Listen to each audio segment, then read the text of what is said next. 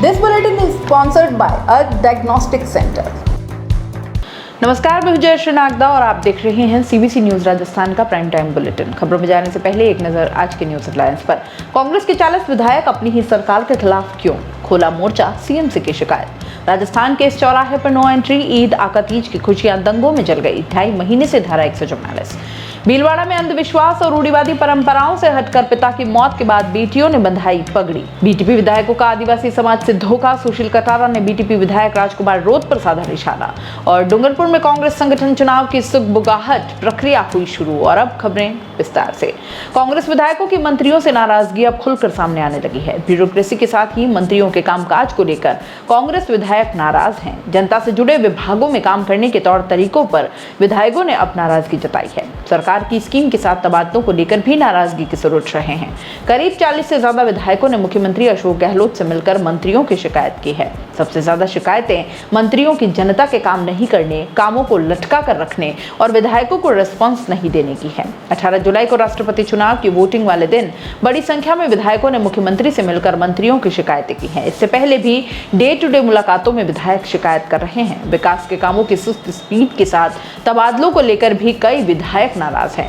शिक्षा, health, UDH, PWD जैसे विभागों में काम की रफ्तार और प्रोजेक्ट्स का काम शुरू नहीं होने पर विधायकों ने नाराजगी जताई है। इंफ्रास्ट्रक्चर से जुड़े प्रोजेक्ट्स में देरी पर विधायक खुलकर नाराजगी जता रहे हैं। विधायकों ने शिकायत करते हुए यहां तक फीडबैक दिया है कि इससे सरकार का नैरेटिव बिगड़ रहा है। सबको चुनाव में जाना है, इससे पहले जिन कामों की घोषणा हुई है उन्हें पूरा करना जरूरी है, लेकिन रफ्तार बहुत धीमी है। मंत्री राजेंद्र गुड़ा, विधायक वाजिब अली, खिराड़ी लाल बैरवा सहित कई विधायकों ने तो मंत्रियों के खिलाफ खुले तौर पर बयान दिए हैं। विधानसभा चुनाव में अब 1.5 साल से भी कम का वक्त बचा है, लेकिन काम करने के लिए महज 11 महीने का ही वक्त बचा है। विधायकों का तर्क है कि बजट से पहले जितनी स्पीड से काम मंजूर होकर धरातल पर उतर जाएं, उन्हीं का राजनीतिक तौर पर फायदा है। आखिरकार साल की घोषणाओं को वोटों के हिसाब से कोई फायदा नहीं मिलता। ऐसे में 6 महीने में जो हो जाएगा वही सियासी फायदे वाला होगा। विधायक इसलिए हर काम का फॉलोअप करते हुए अटके हुए कामों के लिए मंत्री अफसरों के पास जाकर प्रेशर बना रहे हैं। विधायकों के चुनावी साल की चिंता की वजह से अब मंत्री निशाने पर आ गए हैं। मुख्यमंत्री के पास शिकायत करने वाले कई विधायक मंत्रियों को खरी खोटी सुना चुके हैं। फतेहपुर विधायक हाकम अली ने कहा कि कुछ मंत्री हैं जो काम करने में ढीले हैं। कई मंत्री काम में देरी करते हैं। विभागों में चिट्ठी ही कुछ मंत्रियों की देरी से पहुंचती है। कुछ बड़े विभाग हैं, इनमें देरी से काम होता है। नगर विधायक वाजिब अली ने कहा कि कुछ मंत्रियों का रवैया ऐसा है जैसे वे जिंदगी भर के लिए मंत्री बन गए हो, न काम करते हैं और न मिलते हैं। बीडी कल्ला ने काम नहीं किए। शिक्षा विभाग बहुत बड़ी समस्या है। सैनिक कल्याण राज्य मंत्री राजेंद्र गुड़ा ने पिछले दिनों कहा था कि यूडीएच मंत्री शांति धारीवाल का अलाइनमेंट गड़बड़ाया हुआ है, इसे ठीक करवा दिया जाएगा। धारीवाल के कामकाज को लेकर कई और विधायकों ने भी शिकायत की है। खाद्य मंत्री प्रताप सिंह खाचरियावास और जयपुर के कई विधायक भी धारीवाल से नाराज हैं। सीएम अशोक गहलोत ने नाराज विधायकों को सब ठीक करने का आश्वासन दिया है। तबादलों को लेकर नाराज चल रहे विधायकों की भी नाराजगी दूर करने की बात कही है। गहलोत हर कार्यक्रम में कहते हैं कि विधायक मांगते मांगते थक जाएंगे, लेकिन मैं देते देते नहीं थकूंगा। विधायकों की नाराजगी इस बात को लेकर है कि सीएम की घोषणा होने के बाद जिस तेजी से ग्राउंड तक काम होना चाहिए वह नहीं होता। इस मिसिंग लिंक और गैप की वजह से नुकसान होगा। प्रतिष्ठित विद्यालय समूह जिसकी ब्रांचेस पूरे भारतवर्ष में फैली है, उसे जरूरत है जयपुर, अजमेर, जोधपुर, कोटा, उदयपुर, चित्तौड़गढ़, भीलवाड़ा, बांसवाड़ा, राजसमंद, बीकानेर, भरतपुर, श्रीगंगानगर, हनुमानगढ़, सीकर, ब्यावर में एक ऐसी जगह की जहां विद्यालय की स्थापना की जा सके। जमीन जो कम से कम 80,000 स्क्वायर फीट हो और 40,000 स्क्वायर फीट जमीन पर भवन बना हुआ हो, या चाहे तो सीबीएसई के नियमानुसार निर्माण करवा कर भी दे सकते हैं। अगर आपके पास ऐसी जगह उपलब्ध है या आप जानते हैं तो जल्दी कीजिए और डिटेल्स और पिक्चर अभी दिए गए नंबर पर भेज दीजिए। आपका एक प्रयास शिक्षा की अलग जगाने में मदद कर सकता है। संपर्क करें।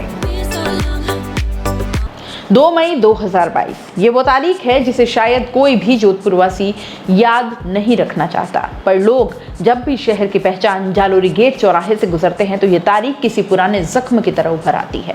इसी दिन यहाँ धार्मिक झंडा फहराने को लेकर विवाद हुआ था और इतना बढ़ गया था कि पूरा शहर हिंसा की चपेट में आ गया। ईद आका तीज की खुशियां दंगों की आग में जल गईं। अब तक 2.5 महीने से ज्यादा का वक्त गुजर चुका है, लेकिन जालोरी गेट पर धारा 144 लगी हुई है। पहले इस चौराहे पर लगी झंडे और पोस्टर से पता चलता था कि जोधपुर में आज कौन सा त्योहार मना रहा है। लेकिन अब इस चौराहे पर 3 फोर्स के 50 जवान असॉल्ट राइफल के साथ तैनात हैं। 2 मई को इसी चौराहे पर धार्मिक झंडा फहराने की बात को लेकर 2 पक्ष आपस में भिड़ गए। इसके बाद बाहर से आए बदमाशों ने पूरे शहर में दंगों की आग भड़का दी। 2.5 महीने में भाईचारा तो कायम हो गया, लेकिन ये चौराहा आज भी दंगों की दहशत बयां कर रहा है। यहाँ 24 घंटे पुलिस, RAC, STF के जवान राइफल के साथ तैनात रहते हैं। चौराहे पर किसी भी धर्म का झंडा, पोस्टर लगाने और कार्यक्रम करने पर पाबंदी है। जालोरी गेट चौराहा शहर की पहचान है और इस चौराहे पर स्वतंत्रता सेनानी बाल मुकुंद की मूर्ति लगी हुई है। शहर में किसी पर त्योहार, धार्मिक आयोजन का पता इस चौराहे से लगता था। सभी समाज त्योहार पर चौराहे पर झंडे और पोस्टर लगाते। दिवाली और ईद पर चौराहे की विशेष सजावट की जाती। किसी भी बड़े धार्मिक रैली और आयोजन की शुरुआत भी इसी चौराहे से होती। चौराहे से महज 100 मीटर की दूरी पर शहर की सबसे बड़ी ईदगाह मस्जिद है, जो पास ही भगवान हनुमान का मंदिर भी है। जोधपुर में दंगे के बाद पुलिस उपायुक्त मुख्यालय और यातायात विनीत कुमार बंसल ने आदेश जारी कर जालोरी गेट सर्कल पर धारा 144 लागू कर दी। यहाँ कोई व्यक्ति प्रवेश नहीं कर सकता। सर्कल और वहां लगी स्वतंत्रता सेनानी की प्रतिमा पर कोई भी धार्मिक, सामाजिक और राजनीतिक अथवा किसी संगठन, संस्था, समुदाय का ध्वज, झंडा, निशान, प्रतीक, चिन्ह, फर्रियां आदि नहीं लगा सकते। सर्कल या उससे भीतर कोई भी सजावट नहीं कर सकते, ना ही किसी तरह के पोस्टर या बैनर लगा सकते हैं। दीवार या रेलिंग पर नारे या स्लोगन भी चस्पा नहीं किए जाएंगे। जालोरी गेट सर्कल पर स्वतंत्रता सेनानी बाल मुकुंद बिस्सा की प्रतिमा लगी हुई है।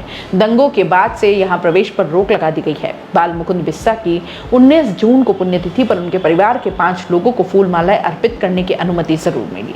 इस दौरान भी पुलिस टीम तैनात रही। पहले हर साल बाल मुकुंद बिस्सा की पुण्यतिथि पर चौराहे पर कार्यक्रम होता था। करीब 30 सालों बाद पहली बार उनकी पुण्यतिथि पर कार्यक्रम आयोजित नहीं हुआ। लोगों ने पास ही स्थित पुलिस चौकी के पीछे उनकी तस्वीर पर पुष्पांजलि का कार्यक्रम रखा। भीलवाड़ा में अंधविश्वास और रूढ़िवादी परंपराओं से हटकर समाज को जागृत करते हुए पूरे शहर को सुंदर संदेश दिया गया है। जहां एक पिता की मौत के बाद समाज और परिवार ने बेटी की पगड़ी बंधाई की रस्म को अदा किया है। इससे पहले बेटियों ने ही पिता की अर्थी को कंधा दिया और मुखाग्नि दी। भीलवाड़ा में पहली बार हुए इस कार्यक्रम को देखने के लिए काफी संख्या में लोग इकट्ठे हुए, जिन्होंने इस बदलते समाज का नया चेहरा बताया। दरअसल भीलवाड़ा शहर के भवानी नगर में रहने वाले 65 वर्षीय दुर्गा शंकर भरावा की 7 जुलाई को सड़क हादसे में मौत हो गई। दुर्गा शंकर के कोई बेटा नहीं है, उनकी 3 बेटियां हैं। दुर्गा शंकर ने अपनी तीनों बेटियों को बेटी की तरह ही पाला और इसी के चलते दुर्गा शंकर की मौत पर उनकी बेटियों ने उन्हें कंधा दिया और मुखाग्नि दी।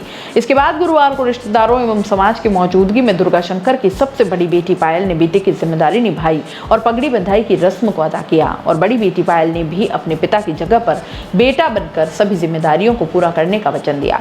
दुर्गा शंकर की बड़ी बेटी पायल ने बताया कि उनके पिता को कभी भी मलाल नहीं रहा कि उनके बेटा नहीं है। मैं और मेरी 2 बहनें सोनू और पूनम हैं। हम तीनों को मम्मी पापा ने बेटों की तरह ही पाला है। अब पिता की मौत के बाद बेटे की तरह जिम्मेदारी निभाने में भी कोई दिक्कत नहीं है।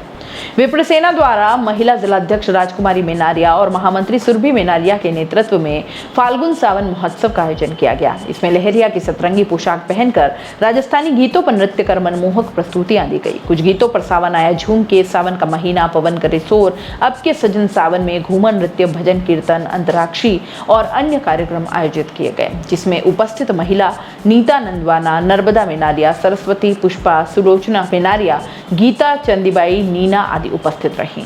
बीजेपी विधायकों के राष्ट्रपति चुनाव में आदिवासी महिला उम्मीदवार को वोट नहीं देने पर बीजेपी अब हमलावर हो गई है। बीजेपी ने इसको आदिवासियों के साथ बड़ा धोखा बताया है।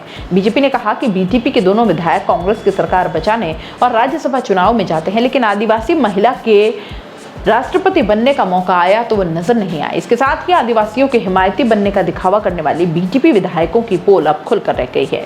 उनको जहां पैसा मिलता है वहां चले जाते हैं। बीजेपी के प्रदेश महामंत्री सुशील कटारा ने बीजेपी विधायक राजकुमार रोत पर निशाना साधा है। उन्होंने कहा कि आदिवासियों के विकास के लिए राजनीति करने की बात कर विधायक बने राजकुमार रोत ने आदिवासी समाज के साथ धोखा किया है। एनडीए ने देश में पहली बार किसी आदिवासी महिला को राष्ट्रपति पद का उम्मीदवार बनाया था, जिसके लिए 18 जुलाई को मतदान हुआ। राष्ट्रपति चुनाव में एनडीए के अलावा कई दूसरी पार्टियों ने भी आदिवासी महिला उम्मीदवार द्रौपदी मुर्मू को अपना समर्थन और वोट दिया, लेकिन प्रदेश के आदिवासी बहुल डूंगरपुर जिले के 84 विधानसभा से आदिवासी समाज के विधायक राजकुमार रोत ने राष्ट्रपति पद के लिए हुए मतदान में भाग ही नहीं लिया, जो आदिवासी समाज के साथ धोखा है। आदिवासी समाज उनको इस काम के लिए कभी माफ नहीं करेगा। उन्होंने समाज के लोगों से विधायक से इस बारे में सवाल करने का भी आह्वान किया। प्रदेश महामंत्री सुशील कटारा ने कांग्रेस सरकार पर भी निशाना साधा। उन्होंने कहा कि कांग्रेस सरकार के राज में प्रदेश में किसानों को खाद बीज नहीं मिल पा रहा है। प्रदेश की कानून व्यवस्था भी चरमराई हुई है। मंत्री कांग्रेस विधायकों की नहीं सुन रहे हैं तो आम जनता का क्या हाल होगा। उन्होंने कहा कि प्रदेश की जनता कांग्रेस सरकार की नीतियों से त्रस्त हो चुकी है। कटारा ने आने वाले विधानसभा चुनाव में बीजेपी की सशक्त सरकार बनने का दावा भी किया। डूंगरपुर जिले में कांग्रेस के संगठन चुनाव को लेकर प्रक्रिया शुरू हो गई है। संगठन चुनाव को लेकर कांग्रेस की ओर से नियुक्त प्रभारी यशपाल सिंह बुधवार को डूंगरपुर पहुंचे। उन्होंने सर्किट हाउस में कांग्रेसी नेताओं और कार्यकर्ताओं से चर्चा की और जिला अध्यक्ष और ब्लॉक अध्यक्षों के लिए आवेदन लिए। आवेदनों पर सर्वसम्मति से फैसला कर अध्यक्ष चुना जाएगा और अगर किसी नाम पर सर्वसम्मति नहीं होती है तो चुनाव करवाए जाएंगे। डूंगरपुर जिले में कांग्रेस संगठन के चुनाव लंबे समय से पेंडिंग चल रहे हैं, लेकिन अब संगठन चुनाव की प्रक्रिया शुरू हो गई है। इसको लेकर कांग्रेस की ओर से नियुक्त प्रभारी यशपाल सिंह बुधवार को डूंगरपुर पहुंचे। उन्होंने सर्किट हाउस में पहले कांग्रेसी नेताओं और कार्यकर्ताओं की बैठक ली और संगठन चुनाव को लेकर चर्चा की। इस दौरान उन्होंने नेताओं व कार्यकर्ताओं से सर्वसम्मति से अपना जिला अध्यक्ष और ब्लॉक अध्यक्ष बनाने के लिए आह्वान किया। बैठक में कांग्रेसी नेताओं ने अध्यक्ष और ब्लॉक अध्यक्षों के लिए आवेदन लेकर उसका निर्णय कांग्रेस आलाकमान द्वारा करने का प्रस्ताव भी पारित किया। प्रस्ताव पारित होने के बाद संगठन प्रभारी यशपाल सिंह ने एक अलग कमरे में कांग्रेसी नेताओं और कार्यकर्ताओं से अलग अलग बातचीत की और अध्यक्ष और ब्लॉक अध्यक्ष पदों के लिए आवेदन लिए। संगठन प्रभारी यशपाल सिंह ने कहा कि संगठन चुनाव को लेकर कांग्रेसी नेताओं और कार्यकर्ताओं से आवेदन लिए जा रहे हैं। आवेदन आने के बाद उन पर सर्वसम्मति बनाने की कोशिश की जाएगी। सर्वसम्मति नहीं होने पर कांग्रेस आलाकमान के दिए निर्देशों के अनुसार चुनाव करवाए जाएंगे। प्राइम टाइम बुलेटिन में इतना ही। दीजिए इजाजत। नमस्कार। This bulletin is sponsored by a diagnostic center. दोस्तों, सीबीसी न्यूज आपके सहयोग से लगातार बढ़ता जा रहा है। स्वतंत्र पत्रकारिता का सहयोग करने के लिए आपका धन्यवाद। सबसे पहले तो जिन लोगों ने हमारे चैनल को सब्सक्राइब नहीं किया है तो पहले सब्सक्राइब करें, जिसका कोई शुल्क नहीं लगता और बड़ा आसान है। बस नीचे दिख रहे लाल सब्सक्राइब के बटन को दबाना है और पास में दिख रहे बेल आइकन को भी दबाना है ताकि आपको अपने सीबीसी न्यूज के हर अपडेट्स मिल सके। हमारे इंस्टाग्राम पेज और फेसबुक पेज को भी लाइक करें, फॉलो करें। वहां पर भी आपको मिलती है तरह तरह की अपडेट्स। हम पूरे राजस्थान से आपके लिए लाते हैं वो खास खबरें जो आपके लिए जरूरी है और वो भी पूरी बेबाकी के साथ। पत्रकारिता के इस मुश्किल दौर में आपकी आवाज जिम्मेदारों तक पहुंचाना ही हमारा लक्ष्य है और ये आपके सहयोग के बिना संभव नहीं है। हमारा सहयोग करें, स्वतंत्र पत्रकारिता में अपना योगदान दें और ज्वाइन बटन पर जाकर सदस्यता लें, चाहे सबसे छोटी सहायता के रूप में ही क्यों ना हो। जनता की बेबाक आवाज बने रहें, उसके लिए सहयोग आपको ही करना है। सब्सक्राइब करिए और ज्वाइन बटन पर क्लिक कर सदस्यता ग्रहण कीजिए।